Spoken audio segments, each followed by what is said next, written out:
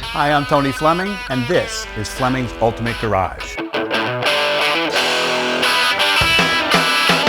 Hey everybody, thanks for joining us on today's brand new arrival. You know, when the NSX stormed the shores of the U.S., it caused quite a stir. You know, keep in mind, these cars were selling for $25,000 to $50,000 over sticker price. People are paying well over $100,000 for these cars in the early 90s. So you can imagine, you know, what you were getting for that kind of money. And these cars, they came as so many pieces of aluminum components in them that when manufacturers weren't even doing aluminum yet. And this is like the technology that Honda, you know, Honda's been winning racing, whether they're racing motorcycles, cars, F1. I mean, those guys are a well screwed together engineering force to be reckoned with no matter what they do. And this was representative. What they could do is throw this on the street and be the flagship for their Acura line. So as we walk around this car, you know, there's a lot of stuff that you won't see, but you can imagine if these cars were selling for that kind of price. That's what. This is really nice too, because this car just turned 50,000 miles. It's a one-owner car, local car. Had a bra on it its entire life, so it's almost chip-free in the front. It had sheepskin seat covers on it, so the leather inside is supple and great looking.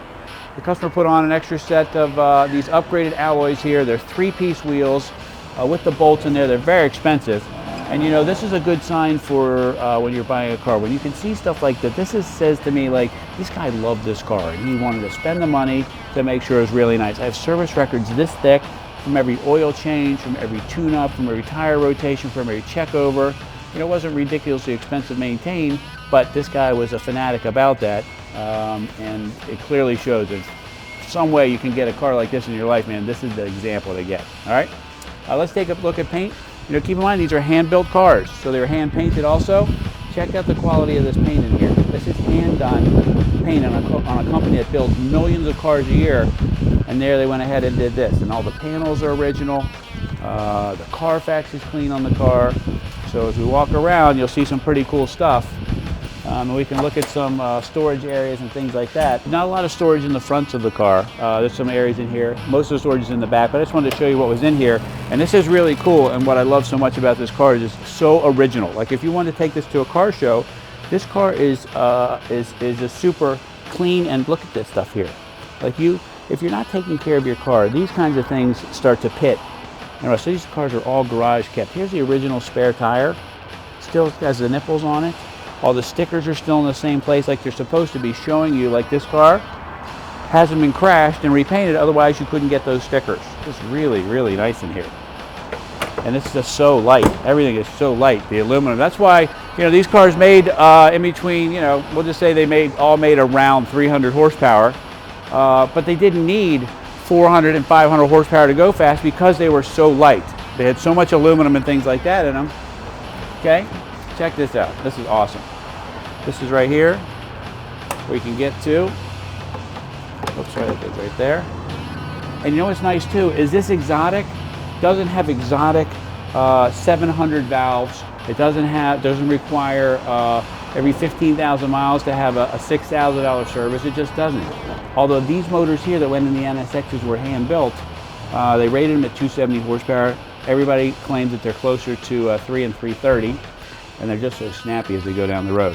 Also too, not that this would ever matter, but the fact of the matter is, because this is over the driving rear wheels, the weight is over the rear wheels, the traction on these cars is awesome. For bad weather, yes, but also at the track too, when this car starts to unload as you go around the corner, and then you get back on the gas, it plants itself and off it goes. That's why they're known for their great handling, okay?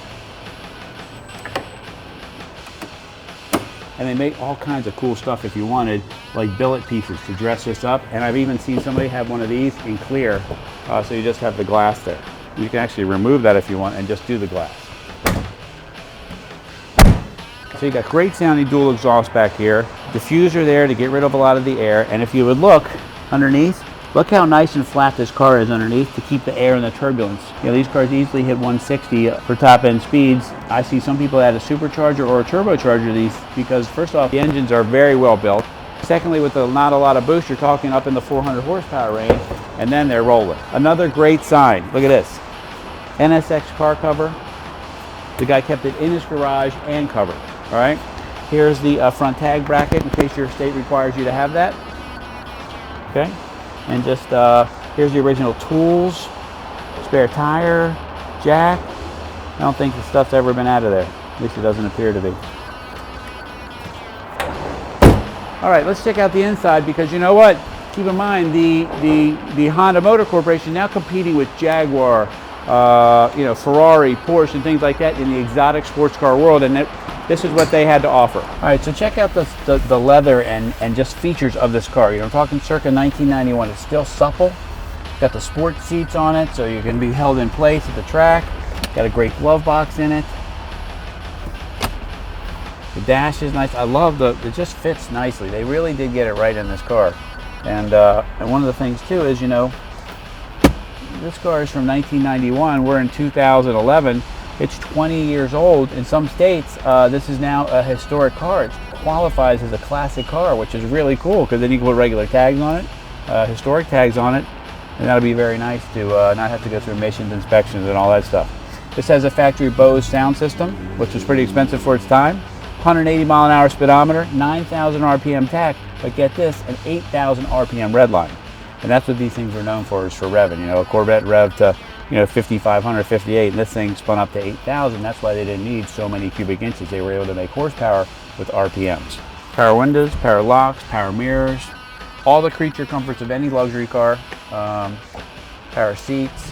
And they got lumbar in here, recliners. Actually really, really nice. Anyway, let me fire it up for you so you can hear it, because it actually got this great sound.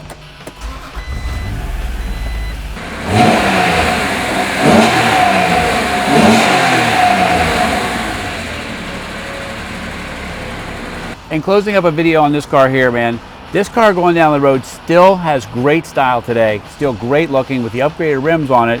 Looks very, very modern. This car can easily be a today's car, but the problem was they crested the $100,000 mark, and the $100,000 mark for you know, exotic cars is very small, and Honda needs to build more cars if they want to, or Acura, if they want to make any money at it. So they stopped production of them. That's why these have continued to hold their value really well. First off, they're great driving, they're luxurious, they're daily drivers, they're reliable, and when you can buy a one-owner car with original paint with only 50,000 miles on it, it's a pretty nice piece. Anyway, call us 301-816-1000 and we'll tell you all about it.